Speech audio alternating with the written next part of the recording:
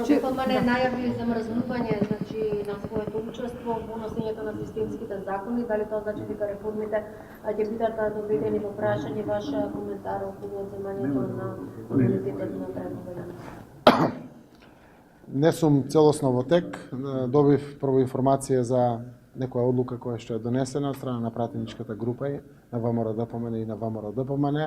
Ќе ги видам причините за целата оваа работа, веројатно тоа како што го слушнав и ме информира е заради случувањата кои што ги води правосудството во Република Македонија. Јас ќе дадам своји коментари, но она што сакам однапред да го соопштам е дека важните работи за државата треба да се случуваат заедно. Премногу важни работи во Република Северна Македонија се случија без опозицијата. Не треба да дозволи опозицијата и понатаму важните политички процеси за нашата заедничка земја да се случуваат без најголемата опозициона партија, без разлика дали е тоа реформите, процесите во собранието или било какви други процеси.